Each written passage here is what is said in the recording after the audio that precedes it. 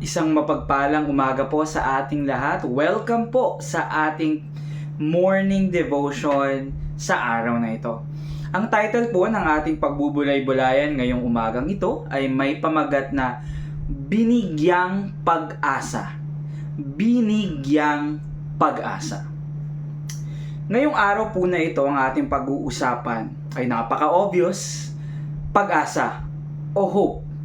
No, the kind of hope na it grows kahit parang patay na ang lahat, no, kahit walang-wala na ang lahat. No, kasi nga minsan kailangan natin ng pag-asa, hindi lang na naririnig natin ito, kundi dapat itong ibatong muli sa ating mga puso para ito ay muling tumubo. Ang ating scripture po ay mula sa Isaiah chapter 11 verses 1 to 10. Pakinggan po natin ang salita ng Diyos. A shoot will come up from the stump of Jesse. From his roots a branch will bear fruit. The Spirit of the Lord will rest on him, the Spirit of wisdom and of understanding, the Spirit of counsel and of might, the Spirit of knowledge and fear of the Lord. And he will delight in the fear of the Lord. He will not judge by what he sees with his eyes, or decide by what he hears with his ears. But with righteousness he will judge the needy. With justice he will give decisions for the poor of the earth. He will strike the earth with the rod of his mouth. With the breath of his lips he will slay the wicked. Righteousness will be his belt, and faithfulness the sash around his waist. The wolf will live with the lamb. The leopard will lie down with the goat. The calf and the lion and the yearling together, and the little child will lead them. The cow will feed with the bear. Their young will lie down together, and the lion will eat straw like an ox. The infant will play near the cobra's den, and the young child will put its hands into the viper's nest. They will neither harm nor destroy on all my holy mountain, for the earth will be filled with the knowledge of the Lord as the waters cover the sea. In that day the root of Jesse will stand as a banner for the peoples. The nations will rally to him, and his resting place will be glorious. So blessed are we who have read and heard the word of our Lord this morning. Ang Israel noong panahon ni Isaiah ay parang punong pinutol. Nawasak, nawalan ng direksyon, walang future. Pero sabi ng Diyos, may tutubong bagong sanga. The Messiah, Jesus. Ibig sabihin, kahit gaano katuyot ang buhay mo, kay Jesus may panibagong simula. Ang message ng passage, karunungan at katuwiran ng Mesiyas, kapayapaan at pagkakaisa, at magiging pag-asa ng lahat ng bansa. Kaya hindi lang siya personal savior, kundi tagapagligtas ng buong mundo. Paano nga ba natin patuloy na panghahawakan ang pag-asa na dapat ay nasa ating puso? Or kung tayo man ay nawawalan ng pag-asa, paano nga ba natin ibabalik ang tibay at lakas ng ating pag-asa at pananampalataya sa ating Panginoon? Tandaan natin ang 4 na letra. BINI. B-I-N-I. BINI. B. Believe in God's promises. Maniwala sa pangako ng Diyos kahit wala pang resulta.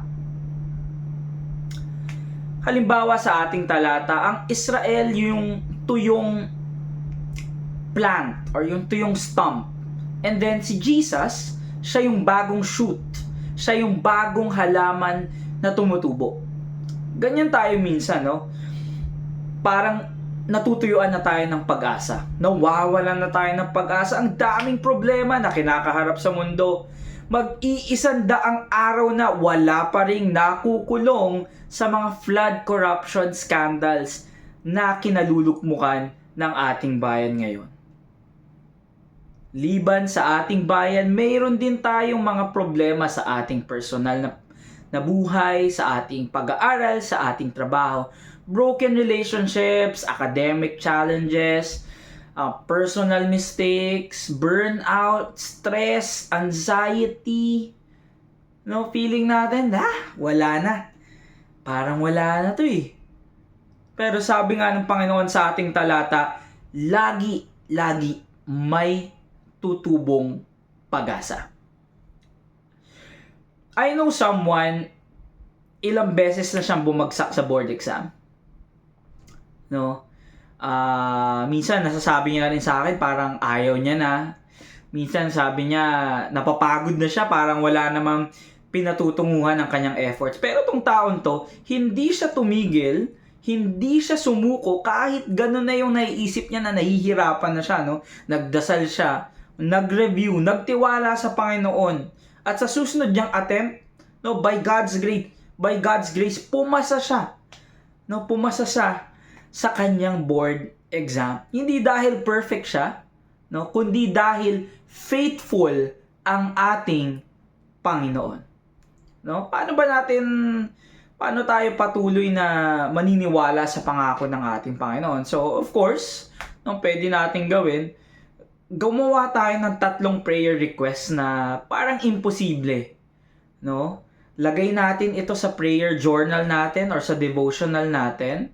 And then let's pray for it, let's say for 30 days, no?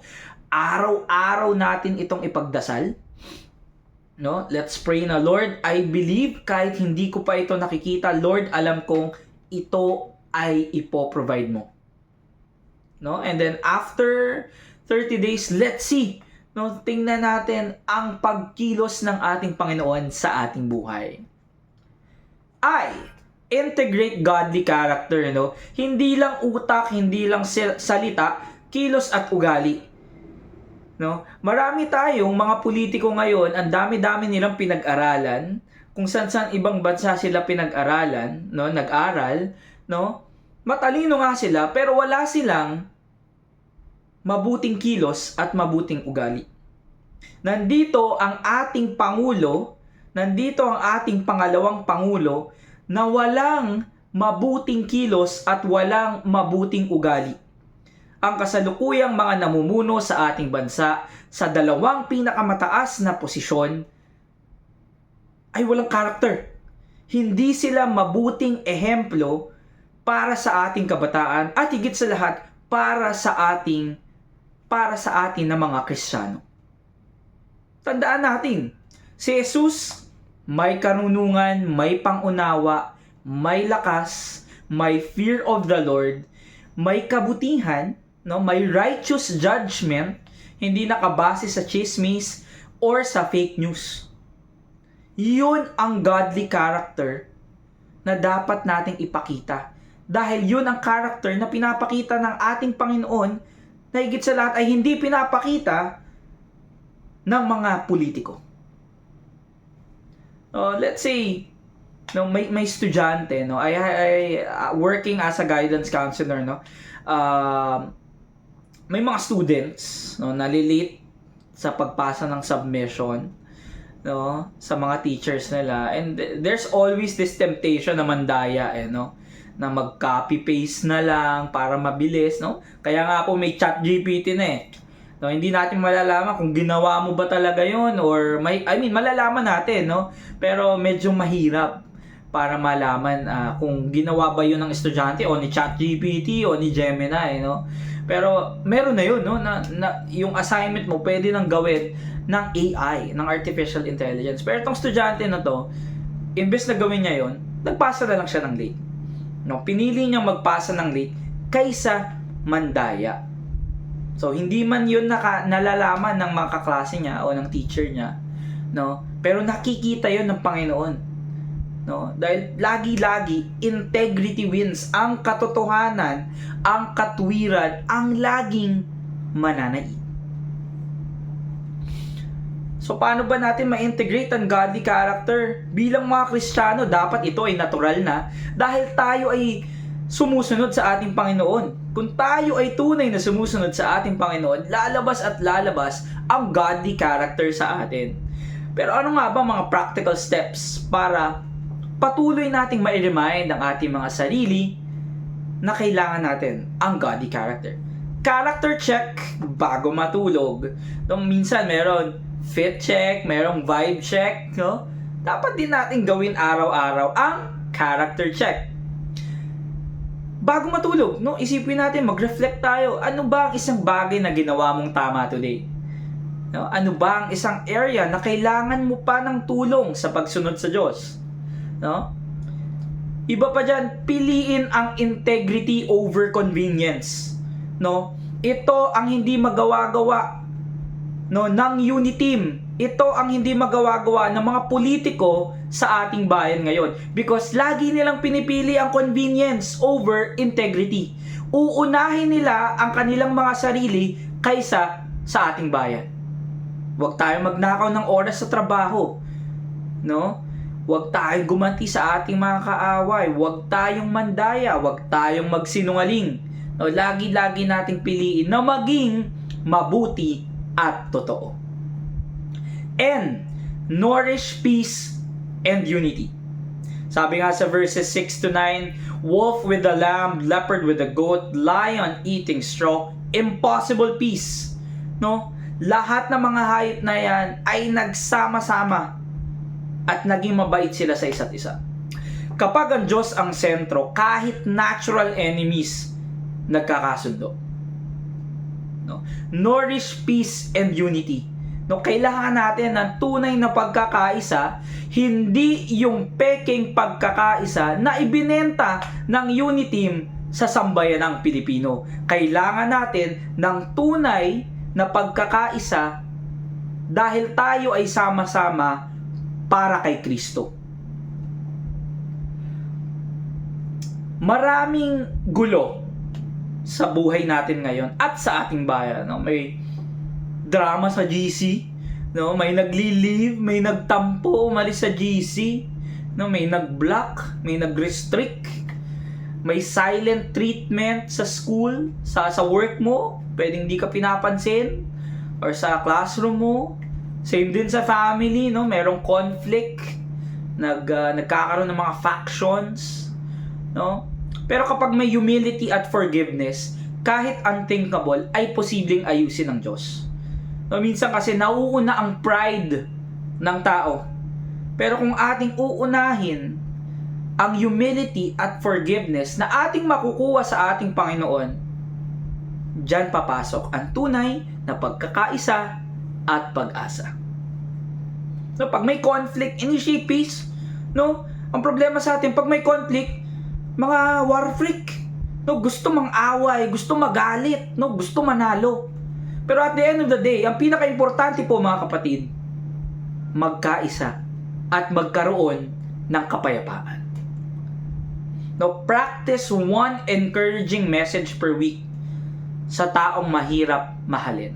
So, when we say practice one encouraging message, no, kahit naiinis tayo sa taong to, no, magbigay mensahe tayo, no, magbigay tayo ng kabutihan loob, no, isang act of goodness sa taong ito. No, para tayo ay unti-unting matuto at ma-apply talaga yung peace at unity na kailangan natin sa buhay. Panghuli ay inspire others to come to Jesus. Sabi sa verse 10, nations will rally to Him. Kung nabago ka ni Jesus, hindi mo ito dapat itago. No, hindi mo ito dapat itago na, ay, tinanggap ko na si Jesus, quiet na ako. Sige, simba na lang ako, upo na lang ako sa church. Ito yung pew ko, may pangalan yung pew ko, dito ko upo every Sunday. No? Hindi mo ito dapat itago. Hindi natatapos ang trabaho mo bilang Kristiyano sa pag-accept mo bilang si Jesus ay iyong personal Lord and Savior. Hindi doon natatapos, kundi ito ay simula lamang.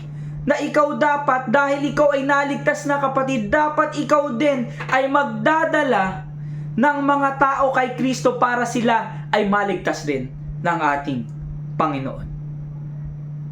No? Practical steps, no? Share one story this week, no? Answered prayer or struggle mo na tinulungan ka ng Panginoon. Sabi nga dito, no? Your life is the loudest sermon. Hindi ang sermon ni pastor, hindi ang devotion natin ngayong umagang ito ang magdadala sa tao kay Kristo. Yes, nakakatulong ang devotion na ito. Yes, nakakatulong ang sermon ng ating mga pastor. Pero nangunguna, no, ang nangunguna dyan para tayo ay makapaghakot ng tao para sila ay maligtas ni Kristo. Isa buhay natin. Sa gawa natin, sa salita natin, sa mga iniisip natin, ipakita natin sa ibang tao, ipakita natin sa mundo na tayo ay Kristiyano. Tayo ay niligtas ng ating Panginoon at nararapat lamang na mabigyan ng tsansa ang ibang tao na maligtas din ng ating tagapagligtas. Muli po ating tandaan ang bini, no? Believe, maniwala sa pangako ng Diyos kahit hindi mo pa nakikita ang resulta. Integrate, isabuhay ang tama at matuwid na karakter sa bawat kilos at desisyon. And nourish unity, alagaan ang kapayapaan at pagkakaisa sa sarili, sa pamilya at sa komunidad. Inspire, maging instrumento ng pag-asa at patnubay para ma-inspire ang iba na lumapit kay Jesus. Sa bawat akbang ng buhay, kahit mabagal o may pagod, lagi nating tandaan, ang buhay ay di karera. Sa Diyos, may panibagong simula at pag-asa sa bawat araw. At sa ating pagtatapos ngayong umagang ito, no, isang reflection question lang, isang challenge lang po, no. Saang bahagi ng buhay mo ikaw parang tuyong-tuyo na or nawawalan na ng pag-asa? No, at tanungin mo sarili mo, after you identify that, no, handa ka bang ipahawak iyon kay Jesus para muling pasibulin at pagyabungin? So that is something that we can continue to reflect on for today. Let us close in prayer. Panginoon, salamat dahil kahit kami nahihirapan, dahil ikaw ang aming kasama, zero pressure ang aming nadarama. Dahil ikaw ang nagbibigay ng kapanatagan sa gitna ng stress at takot. Kapag naiisip namin ang mga bagay na di namin kontrolado, tulungan mo kaming maging no fear at hayaang ang aming puso ay manahimik sa presensya mo. Turuan mo kaming maging out of my head, bitawan ang sobra-sobrang pag-iisip at iwan ang lahat ng alalahanin sa iyo. Sa mga panahon na parang nawawala kami, gawin mo kaming lagi-laging bumabalik sa presensya mo at lagi-laging sumusunod sa tinig mo. Punuin mo ang puso namin ng feel good, hindi dahil sa lahat ay perpekto, kundi dahil sa iyong pag-ibig at pagkalinga na laging nandyan. At higit sa lahat, turuan mo kaming maniwala na sa iyo kami ay born to win. Hindi dahil walang kabiguan, kundi dahil may pag-asa at bagong simula sa bawat araw. Sa pangalan ni Jesus, Amen.